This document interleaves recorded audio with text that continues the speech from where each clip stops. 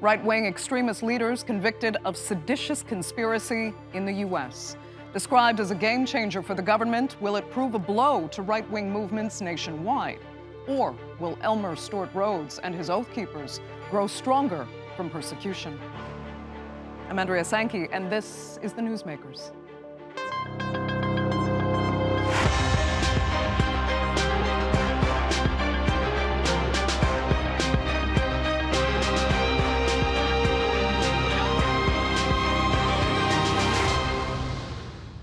After an 8-week trial, a jury took just 3 days to find 5 members of the Oath Keepers guilty, convicted of trying to stop the certification of a Democratic election during the January 6th insurrection.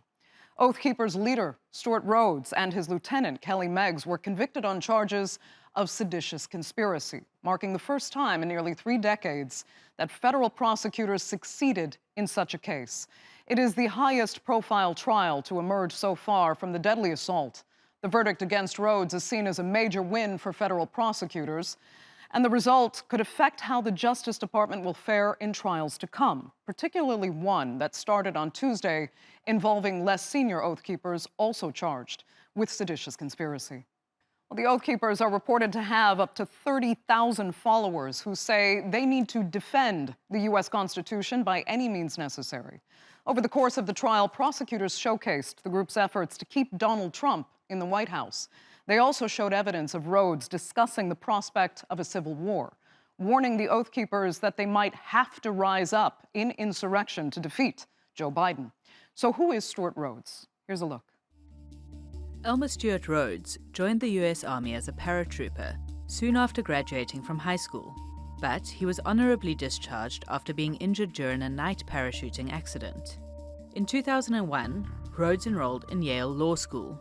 On the very liberal campus, he distinguished himself as a gun rights defender. After completing his degree in 2004, he held several jobs as an attorney, working briefly as an aide to Republican Congressman Ron Paul. In March 2009, a few months into the Obama presidency, Rhodes founded the Oath Keepers organization. He recruited former police officers and military veterans to the far-right militia group. After the 2020 presidential elections, Rhodes urged his followers to take up arms to prevent the certification of Biden's victory. During the U.S. Capitol attack in 2021, Rhodes himself did not go inside the Capitol and insisted his followers went rogue, but he has been charged with seditious conspiracy for a violent plot to overturn Democrat Joe Biden's presidential win. Let's speak now to someone who knows Stuart Rhodes and the Oath Keepers arguably better than anyone, Tasha Adams. She is the estranged wife of Stuart Rhodes, and she joins us now from Trego, Montana. Tasha, really, thanks so much for being with us. You've been interviewed already multiple times about living with Stuart Rhodes. It's amazing what you've come through, and it's genuinely inspiring. But I want to move your story forward a little bit today, because you've said you were relieved when he was found guilty of seditious conspiracy, but he hasn't been sentenced yet. And there are reports now that he might cooperate with prosecutors to spend significantly less time behind bars. First of all, what kind of sentence do you think he deserves? And should he be given a chance to cooperate with prosecutors? Yeah, I don't think he should be given that chance, because he's had that chance this entire time. And he chose not to do that. So I think he deserves 20, 25 years for sure. He's 57 years old now, so I think maybe he would be harmless by the time he came out at that point. Yeah, having said that, then you don't think he's learned any lessons at this point? No, I don't think he's capable of that. I think he only understands that he's right, and that his only mistake was not convincing people he was right. His only mistake was not winning, and he probably even blames that on other people. Not doing his bidding to his exact specifications. Yeah, he's probably looking forward to doing this again if he gets out. So you would be scared if he were released in any time soon, even 2 to 5 years or so? Yes. My biggest issue is that legally he does have he has 50% custody of my kids if he were to be let out. And my youngest child is still 8 years old. So my hope is that he stays in for at least 10 years so that she can become a legal adult and I can legally go into hiding with them or help them hide from him. I can't do that now if I want to stay within the law. So there was, I mean, you said there was a sense of relief when he was convicted, but my gosh, it sounds like there's still so much stress and legal ramifications in front of you. But let me ask you, Tasha, if I can. I mean, once upon a time, you actually cared about this man. You even admired him in spite of some pretty paranoid and extreme views. What attracted you to him and to those views? And what eventually changed your mind? And I'm assuming your mind has been changed. Yeah. You know, when I was very young, I was a teenager when I met him. I was really drawn to people who were assertive or aggressive because I was very shy. And he was clearly very, very intelligent, and that also drew me. And I saw some tendencies toward paranoia, even when he was in his 20s, and nothing to do with political paranoia, just paranoid about everything. People are trying to get him, someone's trying to steal from him. And I thought it was the product of a very difficult childhood, which he did have. And I thought he was just he was troubled, but he was intelligent. And I thought I could fix him. And I thought with enough love and enough kindness, and if I just put enough energy into him, and I thought it was my job to do that. And especially after we married, I didn't understand that it was okay because of the culture I'd grown up in and some of the beliefs I'd had growing up. I thought it was just my job. And every time those tendencies showed up again, I thought, wow, this is my fault. I'm really failing at what I'm supposed to be doing here because he's not healing. He's Right. not getting better. That's what a lot of people in abusive relationships tend to think. But I mean, what about the political views that were surrounding you and the social life that kind of came, I guess, with being an oath keeper? Did you have friends? You know, was there also a sense of community there that drew you in, or was the whole organization and everyone associated with it kind of also just very paranoid and intimidating in a way? When it first started, we still lived in the city. We lived in Las Vegas. Some of those people were sort of a different caliber of people than he had later on. They were much more of a political mix. And I did socialize with some of them. And it was nice to be able to have some people to socialize with because he was so controlling. But as time went on and he moved us further and further out into the woods and from Las Vegas to the middle of nowhere, Montana, he started to get more controlling, and to the point where even if he brought oath keepers over to the house, the phrase he would use is all conversations flow through me. Okay. So I wasn't really supposed to speak to them directly. Even if I offered them coffee, I would lean over and say, do you guys want coffee? And he would interrupt me and sort of hold his hand up and lean over and look at the guys and say, do you guys want coffee? And they'd say yes. And then he'd look at me and say, give them coffee. And he still managed to get thousands of followers with this antisocial even behavior. I mean, what do you want to see happen to the Oath Keepers and movements like it now? And also, what do you want to see happen to former President Trump? Does it concern you that he may be running again and could potentially win another presidency? That's actually my biggest concern right now, is that Trump could get elected again. That's actually my greatest fear. At this point, now that Stewart's dealt with, I can safely think that he's in there for at least 5, 6, 7 years. But, I live in a town that voted, I think, 75% for Trump in this last election. And so I hear the opinions of people on the extreme right all the time. And I just heard one say the other day, well, he's only in there until the next Republican gets elected, and then he'll get pardoned. And I think that's true, and I don't even think it needs to be Trump. I think maybe not every Republican possibility would pardon him, but some certainly would. And it's part of why I feel compelled to speak out so much, because I want, there's things that he's done that are harmful to him on the extreme right, not just to the rest of the country, like misusing Oath Keeper funds and constantly having affairs. And those things are not particularly important to me, but they're important to people on the extreme right. And they should know he didn't just betray the whole country, he betrayed his own people too. He even threw his own, his own teammates under the bus, so to speak, during the trial. So those are things that aren't really talked about very much on the right. In fact, Fox News never even covered the trial or that he was ever convicted. Yeah. Certainly not that he blamed all of his underlings for what happened. And he may, in cooperating with prosecutors, if he chooses to do so, throw even more of his cohorts under the bus. Tasha, when you look around the country now, and even around the world, and you see all those people kind of swept up in the same vein of right-wing fervor and, conspiracy theories as the Oath Keepers, what do you want to say to those that are getting swept up in it as someone who's been there and who's also at one point believed it themselves? Yeah, that's a tough question. I never really was caught up. I actually had never voted Republican. I just kind of got swept up in the sphere of Stewart land. Then what would you want to say maybe to the other women that find themselves in similar positions with, other just extremist views? Yeah, it's tough because it's tough to remember that you even have opinions, to tell you the truth, when you're in that situation, because it's like your spirit is just crushed.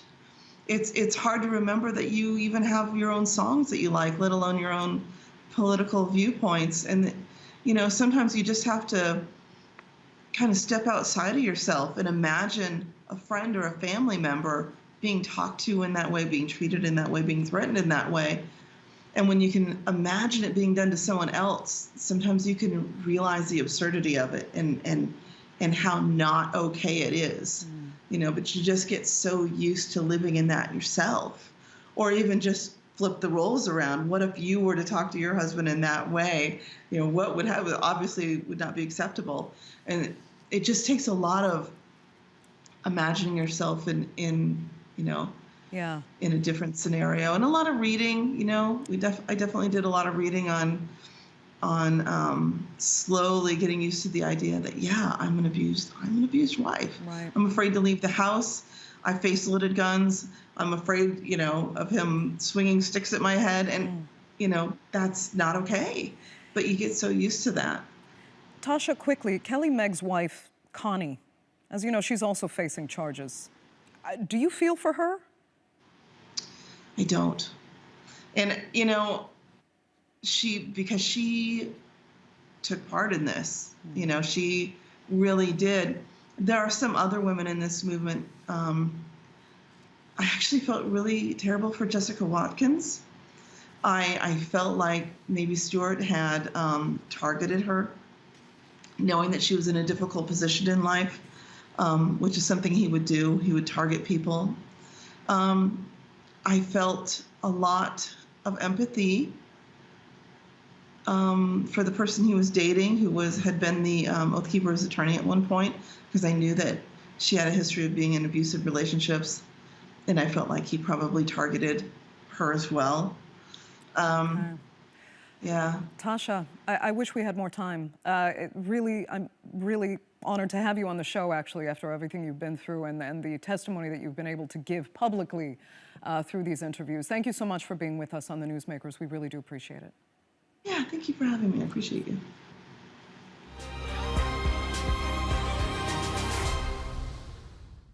So will upcoming trials of accused insurrectionists also be successfully prosecuted? And will they actually serve to deter other far-right extremists? Joining me now to debate that are, from Ann Arbor, Michigan, former FBI officer and former counterterrorism director at the National Intelligence Council, Javed Ali. And in Washington is Glenn Kirschner. He's a former federal prosecutor and now a lecturer at George Washington University. Thanks all so much for being with us. Glenn, you know what? You said that these Oath Keeper convictions will have ripple effects. Start with that. How so?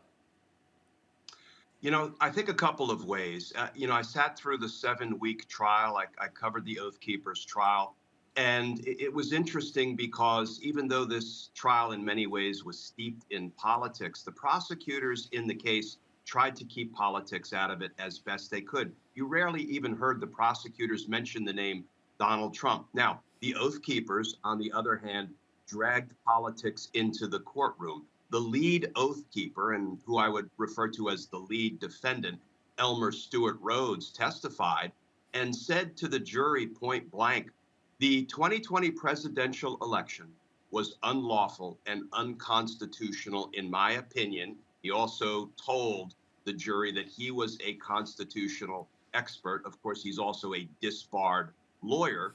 And then he said, look, if President Biden doesn't do something to stop the certification of President Trump doesn't do something to stop the certification of Joe Biden's election win, the Oath Keepers will take matters into their own hands and do it themselves. Now, the jury convicted all 5 defendants on multiple counts. That, I think, can be viewed as a rejection of the big lie and of Stuart Rhodes' claim. The other ripple effects I think these convictions might have is there are more Oath Keepers who are pending seditious conspiracy trials of their own. There are Proud Boys, another sort of white supremacist nationalist organization, pending trial, and they may look at these convictions and say, we may need to rethink whether we should plead guilty and cooperate with the government because the writing seems to be on the wall. So you're pretty confident that further prosecutions are going to succeed in the same vein, yeah? Yeah, no prosecution is a sure thing, but based on the evidence I saw introduced against these Oath Keepers, these defendants, I'm optimistic that future defendants will be held accountable. So, Javed, if these prosecutions continue, and indeed they do succeed, could this be the beginning of the end of right-wing extremists, or should we be worried that, others might see these persecutions, they're going to call them, as proof that the government is after them and can't be trusted, and they'll just have to go further underground to continue their work? Yeah, it's a great question. And I would argue that it will not end far-right extremism or anti-government movements and groups. Now, in the case of the Oath Keepers, it may have an impact on structurally tearing this group apart. Stuart Rhodes was the leader, as Glenn said, and Kelly Meggs, as you mentioned in the previous session. But even if the Oath Keepers as an organization falls apart, there is a much broader anti-government movement, and most of the individuals probably in that movement aren't even formally part of groups per se. And in our country's history, over the last 30, 40 years, we've had these ebbs and flows in anti-government extremism, and separately, white supremacist extremism and neo-Nazi extremism and other types of domestic extremism. So this threat is persistent here in the United States. It just looks different at different times, and there are different drivers that motivate people towards violent action. So if anything, we might see a sort of a temporary reduction in the threat, but I think it'll resurge again at some moment in time. Yeah, because speaking of different drivers, Javed, what will happen if Donald Trump makes a political comeback for 2024? That certainly could be a driver that animates people who, at least in the aftermath of January 6th, have laid low because they know that law enforcement is looking for these behaviors and signs of people mobilizing to violent action. But if Trump starts to get on the campaign trail and starts promoting the same messages he did in 2016 through 2020, yes, that could bring some people out of the woodwork, and they could believe, even if Donald Trump doesn't say it overtly, and I'm pretty sure he wouldn't, that whatever language he uses is some kind of dog whistle for them to mobilize on their own. So that is a potential driver that's out there. Whether it manifests or not, we don't know yet. Right. Glenn, let me get kind of your sentiments on a similar question. If you think that there's any chance that, with these prosecutions, with people like Stuart Rhodes being put away, or even as I think you heard the interview previously with his estranged wife saying, he might even throw more of his former friends and cohorts under the bus if he actually decides to cooperate with prosecutors. Is there a chance, do you think these people will kind of fade away? We also have taken into consideration massive lawsuits against people, even like Alex Jones, that are bankrupting them effectively. Will they have still so much steam to keep going, or can this, incrementally kind of just destroy at least part of their movements? These convictions are helpful, but I agree with Javed. White supremacy and nationalism and extremism that we have seen, I think, out in the open in the sort of during the reign of Donald Trump is not going away anytime soon or ever. But when you convict a group like the Oath Keepers, the head of the Oath Keepers, Kelly Meggs, one of the top lieutenants, I think it does have a deterrent effect. I don't know that we can ever eradicate it, but once you begin to hold these folks accountable in the court of law for trying to violently oppose the laws of the United States, that sends a powerful message to other groups that might, be thinking about replicating this kind of behavior. So I think this is a battle that the government has to continue to fight because, on the one hand, we embrace and will defend your right to speak out against your government. But if you act out violently, well, then you need to be held accountable. And that does tend to have a deterrent effect. Okay, a deterrent effect. But Javed, I mean, when we look at, the internet and social media, there have been some crackdowns. But in a way, has it made controlling right-wing extremism actually more difficult because they've been able to flourish and find like-minded as well as vulnerable people so quickly online? Yeah, this is another part of the challenge for us here in the United States, is that the ideology that that people in all these different extremist movements believe in, or the ideologies, for the most part, reside openly on the internet or in social media platforms or in other corners of the web. And the social media companies and the technology companies that host this content or have this content on their platforms are shielded from liability of having it on the first place through this unique law that we have here in the United States under the 1996 Communications Decency Act. So until we come to grips with the fact that part of the challenge for us, focusing on trying to tamp down threat is dealing with the material that's openly online that people believe in and also potentially that motivates them to violence. Until we can get our hands on that and the companies that, again, have this content on their platforms crack down on it, that's going to be another thing that makes it very difficult to roll this threat back, at least at a strategic level. We could have the sort of tactical wins like we're having now, but there's an ideological dimension to this that is so pervasive and so significant, and we don't have the tools to deal with it. And those tools are hard to find because, I mean, Glenn, as you say, these prosecutions might actually deter certain actions from being taken because people will be maybe intimidated by the fact that they could go to prison. They still, as Tasha Adams was saying, looking at Stuart Rhodes, she's confident he hasn't learned any lessons. He just thinks maybe at worst, he went about it the wrong way, that there was another way he should have carried out those goals. So how do you really tackle this kind of ideology, this kind of mentality, some might even say bordering on mental illness, that is motivating these extremists? Yeah, this fight is more of a lifelong journey, not a destination. And I think, I feel for Tasha Adams, and having prosecuted many domestic violence cases up to and including domestic violence homicides, boy, listening to her, I'm glad that she is now free of Stewart Rhodes for at least a number of years, if not decades, given the convictions. And I'll tell you, when I watched Rhodes testify and I listened to the evidence presented against him by the prosecutors, he threw his own organization members under the bus, right? He actually said that those Oath Keepers that went into the Capitol, breached the Capitol that day, were, quote, off mission. In other words, he was trying to distance himself from the members of his own organization that he incited and directed to commit the very violence they committed.